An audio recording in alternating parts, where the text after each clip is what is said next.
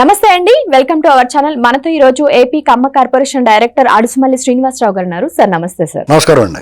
Sir, ఇప్పుడు YS Jagan గారు ఒక ట్వీట్ చేశారు. నేను కంప్లీట్ చేసినటువంటి రామాయం పోర్టుని ఇప్పుడు చంద్రబాబు గారు అడ్డగోలుగా ప్రైవేటీకరణ చేసేస్తున్నారు, ప్రైవేట్ సంస్థకు లాభాలు చేకూరేలా చేస్తున్నారు. నేను ఒకప్పుడు అదంతా కంప్లీట్ చేసి యువతకి ఉపాధి ఉద్యోగాలు ఇద్దామని చూశాను, బట్ ఇలా చేయడం అనేది ఎంతవరకు న్యాయం అంటున్నారు సార్ దీని మీద?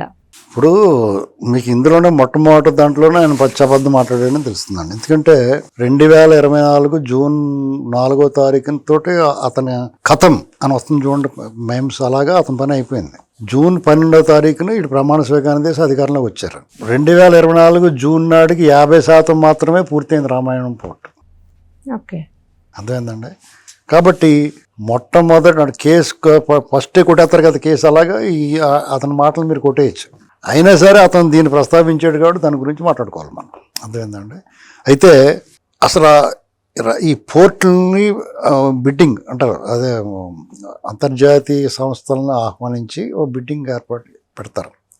దాన్ని వేలం ప్రక్రియ పారదర్శకంగా. అర్థమైందండి. ఇందులో ఈ మన ప్రభుత్వం అంతర్జాతీయ సంస్థలను ఆకర్షించే విధంగా ఓ టెండర్ ప్రక్రియ మొదలుపెట్టారు వీళ్ళు. మన ఏపీ గవర్నమెంట్ ప్రభుత్వానికి ఆదాయం వచ్చేలాగా దీన్ని ఇప్పుడు ఊరికనే జగన్మోహన్ రెడ్డి అయితే ఇక్కడ ఏదైనా దుబ్బెంట్రా పర్లేదు, మాకు అకౌంట్కి వేసేయండి, మీరు ఇది తీసేసుకోండి అంటాడు జగన్మోహన్ రెడ్డి. గంగవరం పోర్ట్ అయ్యి అలాగే అప్పచెప్పేశాడు. వీళ్ళు అలాగే అవన్నీ ఆపింది కూడా చంద్రబాబు గారు అప్పుడు గతంలో. ఆయన ఎంత ఒత్తిడి చేసినా సరే గంగవరం పోర్ట్ ఇవ్వలేదు. జగన్మోహన్ రెడ్డి రాగానే ఉత్తిని దొబ్బెట్టేశాడు. ఇక్కడ అలా ఉండదండి. ఇక్కడ ప్రభుత్వం ఏం చేస్తుందంటే రెవెన్యూ షేర్, మినిమమ్ గ్యారంటీ అంటే ఎంజీఆర్ అంటారు, మినిమం గ్యారంటీ రెవెన్యూ.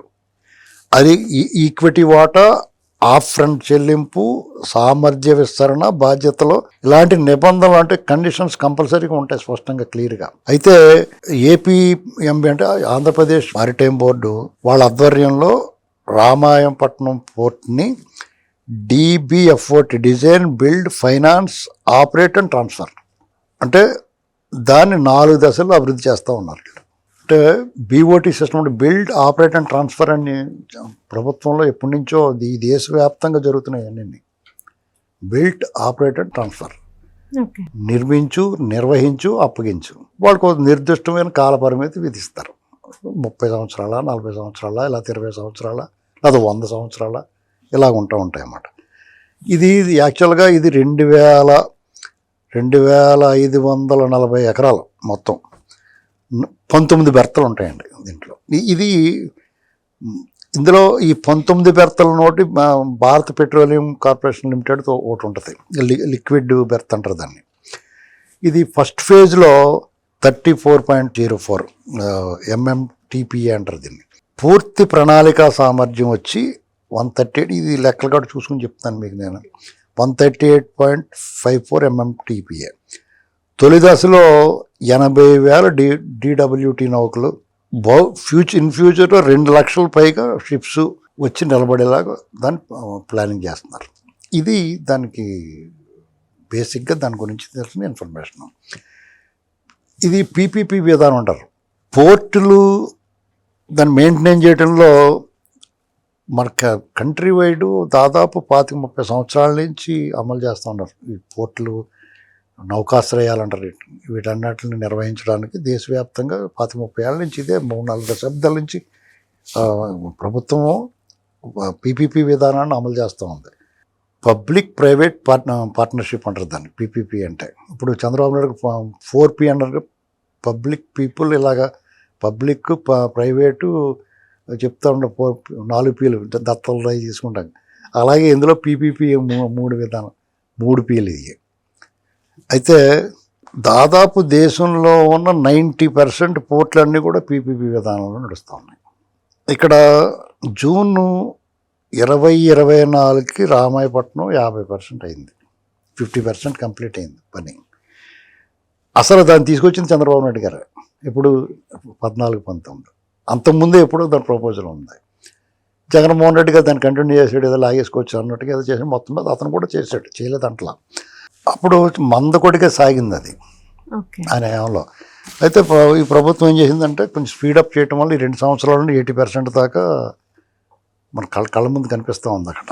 దాన్ని అతను ఏం చేయాలి, తను క్లెయిమ్ చేసేసుకుని నేను పూర్తి చేస్తాను, పూర్తి అయిపోయింది అనుకుని అతను ఇంకా కంప్లీట్ అవ్వలేదు. వీళ్ళు మొన్న ప్రారంభోత్సవం చేశారు కానీ వీళ్ళు ఇంకా కొంచెం 20% పెండింగ్ ఉంటుంది ఇంకా.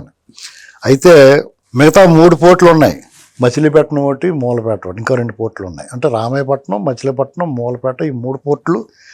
మచిలీపట్నం 58 అంటే 60% దాదాపు పూర్తి అయింది. మూలపేట 76% అయింది. ఈ 3 ఆటల్ని రేపు డిసెంబర్ 2026 పూర్తి చేయాలని లక్ష్యం, కంప్లీట్ అవుతాయి అప్పటికి. ఇది దాని స్ట్రక్చర్, దాని అసలు సమాచారం. ఈ లోపల నేను అప్పుడే పూర్తి చేస్తాను, ఉద్యోగాలు ఇచ్చేసాను, బోలంత ఆదాయం వచ్చేసింది, నేను 2 చేతులు లాగేసుకున్నాను, ప్రజలకు పంచిపెట్టేసాను, ఇలాంటి మాటలు మాట్లాడుతున్నాడు అతను. అది ఇంకా కంప్లీట్ అవ్వకుండా 2 ఏళ్ల క్రితానికి 50% మాత్రమే పూర్తయింది అతను. అది గుర్తుపెట్టుకోవాలి జగన్మోహన్ రెడ్డి. ఎందుకంటే ఆయన ట్వీట్ వేసి దాన్ని మళ్ళీ ఫాలో అప్ దాని మీద మాట్లాడే వాళ్ళు ఉంటారు కాబట్టి అది జనాల్లోకి వెళ్తూ ఉంటుంది. వాస్తవాలు కూడా కొన్ని ఉంటాయి కదా, అది మనం మాట్లాడుకోవాలి. ఇది యాక్చువల్గా 4,930 కోట్లు దానికి ఫేజ్ ఏ, అంటే ఫస్ట్ ఫేజ్లో దాని అంచనా. ఇప్పుడు 80% కంప్లీట్ అయింది ఇప్పటికి ప్రజెంట్. ఇవాళ ఈ 2 సంవత్సరాల తర్వాత 24కి 50% అయింది. వీళ్ళు వచ్చిన తర్వాత ఇంకో 30% పూర్తి చేస్తారు ఈ 2 సంవత్సరాల్లో. అయితే 74% ఫైనాన్షియల్గా దానికి ఒక ప్రోగ్రెస్ ఉన్నది. ఫేజ్ బిసిడిని ఎంపిక అయ్యే పీపీపీ సంస్థ ఇప్పుడు దాన్ని బిడ్డింగ్ వేశారు కదా. ఫేజ్ 3లో దాన్ని కంప్లీట్ చేసే బాధ్యత కూడా ఎవరైతే దాన్ని బిడ్డింగ్లో గెలుచుకుంటారో వాళ్ళు దాన్ని పూర్తి చేసే బాధ్యత వాళ్ళ మీద ఉంటుంది. వాళ్ళకి 30 years ఇస్తారు. అవసరం 30 years తర్వాత మళ్ళీ ఇది మేము పెట్టిన పెట్టుబడికి వెనక రాదు బాబోయ్, మళ్ళీ మన పెంచడం ఇంకో 20,000 పెంచుతారు. అది ఎంతో కొంత మళ్ళీ అటు ఇటు చేసి మేనేజ్ చేసుకుంటే ఏదో పడతారు, మొత్తం మీద పెంచుకుంటారు. ఏవైనా మనకు అక్కడ ఉద్యోగం, ఆదాయం, ఉపాధి అవకాశాలు ఇవన్నీ మెరుగవుతాయి. ఆ ప్రాంతం అంతా అభివృద్ధి చెందుతుంది. ఇక్కడ ఎవడో తినేసాడు, ఆడు దుబ్బేసాడు, నువ్వు దొంగోళ్ళు ఆ మాటలు మాట్లాడకూడదు. జగన్మోహన్ రెడ్డి గారు ట్వీట్లు వేయకూడదు. ఎందుకంటే ఇలాంటి దొంగతనాలకి, అవినీతికి, మ్యానిపులేషన్కి, పోర్ట్లు లాగేసుకోవడానికి వాళ్ళు మాస్టర్ చేశారు. ఎంపీలు పిహెచ్డీ చేసేసి ఉన్నారు. కాకినాడ పోర్ట్ నెల లాగేసుకున్నారు. వెంకటేశ్వరరావు గారి దగ్గర ఇచ్చేసి వెళ్ళిపోయా అన్నారు వాళ్ళు. చూడు అక్కడ పెట్టేళ్ళు అంటాం కదా మనం, అలాగే అక్కడ పెట్టేసి వెళ్ళిపోయి నీ పని చూసుకున్నారు. తర్వాత మళ్ళీ మన లక్కీగా కూటమి ప్రభుత్వం వచ్చింది కాబట్టి విజయసాయిరెడ్డి వాళ్ళని రండి అని చెప్పి మళ్ళీ రాసి ఇచ్చేసారు వాళ్ళకి. లేదంటే సెటిల్మెంట్ చేసుకుని తీసుకోవడం మీరు తీసేసుకోండి వెళ్ళిపోయారు. మళ్ళీ అక్కడ పెట్టేసిపోయారు. దొంగోళ్ళని పట్టేసుకున్న తర్వాత సార్ నేను ఇచ్చేస్తానని నన్ను వదిలేండి అంటాడు కదా, అలాగే వాళ్ళు వదిలేసిపోయారు వాళ్ళు. నేను అందుకని అన్నాను 2024 తర్వాత జగన్మోహన్ రెడ్డి గెలిచి ఉంటే ఏమయ్యేదంటే ఏమవుదో, ఏ పోర్ట్ అన్నా సరే ప్రభుత్వ సొమ్ముతో నిర్మించి ఆవిడవాడికి తీసుదోపరా అని చెప్పేసి ఆ డబ్బు తీసు కిట్ రూపంలో ఇదో కొత్త రకం అనమాట. ఇది పరిస్థితి. ఇక్కడ ప్రభుత్వానికి ఓ 1,500 కోట్లు చెల్లిస్తారు వీళ్ళు. అంటే 1,500 కోట్లు కాదు, కొనేసుకున్నట్టు కాదు, అతనికి బుర్ర తక్కువ అనేది అదే. 1,500 కోట్లకి అమ్మేస్తున్నారు అన్నాడు అతను. 1,500 కోట్లు ముందు చెల్లిస్తారు వాళ్ళు. అది తర్వాత ఎకరానికి 1 కోటి రూపాయలు లీజు తీసుకుంటారు భూములకి, ఇచ్చిన భూములకి. ఇదంతా బోలంత కండిషన్. ఇదంతా లోపలికి వెళ్ళి ఎవడు చూస్తాడో, ఎవడ వింటాడో, ఎవడ మాట్లాడతాడో అనేటువంటిది ఇతోటి వాళ్ళు నోటుకొచ్చిన మాట్లాడి నేను 4,500 కోట్లు పెట్టి కష్టపడి నేను మట్టి మోసి, తట్టలెత్తి, ఇటుకలు మోసి, అన్నీ చేసి, రోడ్లు వేసి, కంకర మోసి, కంకర కొట్టి సంపాదిస్తే చంద్రబాబు నాయుడు 1,500 కోట్లకి అమ్మేశాడని చెప్తున్నాడు అతను. ఏమండి అవన్నీ ట్రాష్. చంద్రబాబు నాయుడు గారు ₹10 కూడా వచ్చిన పోనవాడు. మీరు ఆయన హిస్టరీ చూడండి ఒకసారి. ఆయన రూపాయి పెట్టాడంటే 100 రూపాయలు వచ్చి ప్లాన్ చేస్తాడు. మామూలుగా ఎవరన్నా సొంత వ్యాపారానికి ఎంత కష్టపడ్డో తెలియదు కానీ స్టేట్కి ఆదాయం రావడంలో పిండి పిండి పిండి పిండి లాగుతాడు ఆయన. ఒకవేళ మన కళ్ళ ముందు ఉత్తినే చేతనట్టు కనిపించినా దానివల్ల ఎంతో ప్రయోజనం ఉంటుంది. ఇది ప్రూఫ్ అండ్ ఫ్యాక్ట్, చరిత్ర చెప్పిన సత్యం. ఇవన్నీ తెలిసి కూడా ఈ అబద్ధాలు, అసత్య ప్రచారాలని నమ్మటం చాలా దుర్మార్గం అండి. వాళ్ళు మాట్లాడడం మానేయాలి, కొన్ని అలాంటివి మాట్లాడకూడదు. దీనివల్ల ఈ ప్రాజెక్టుల వల్ల ప్రయోజనాలు ఏంటంటే 20,000 కోట్ల రూపాయలు పెట్టుబడులని అట్రాక్ట్ చేస్తారు ఇలాంటి వాటి వల్ల. ఇప్పుడు తూర్పు తీరం అంటారు దాన్ని, మనకి ఈ బే ఆఫ్ బెంగాల్ ఇవన్నీ. దాంట్లో మనకి మెరైన్ యాక్టివిటీసు ఈ బిజినెస్ యాక్టివిటీస్ చాలా ఇంపార్టెంట్ అండి. మనకి సముద్ర తీరం, సుదీర్ఘమైన సముద్ర తీరం ఉంది మన ఆంధ్రప్రదేశ్, వరం అది. ఇది చాలా ఇంపార్టెంట్ అన్నమాట.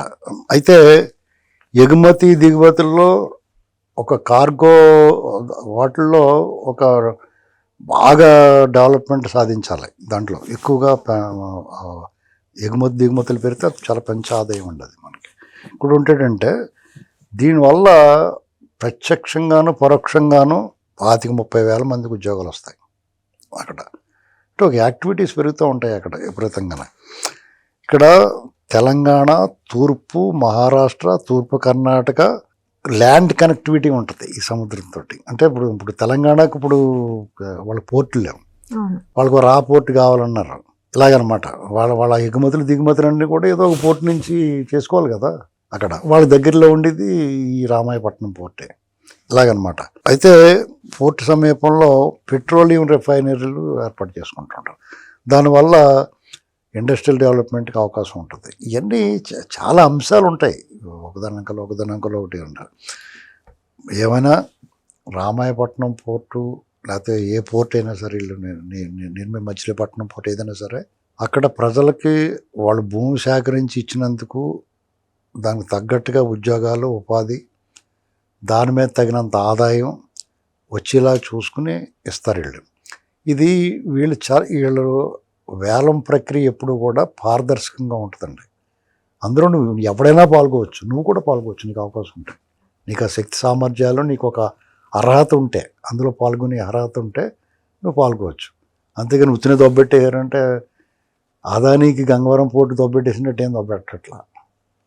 ఆక్షన్ వేసి అంతర్జాతీయంగా ఇంటర్నేషనల్గా అందులో ఎవడైనా పాల్గొవచ్చు. వచ్చి ప్రభుత్వం నిబంధనలకు అనుగుణంగా వాళ్ళు ఎవరైనా పాల్గొవచ్చు.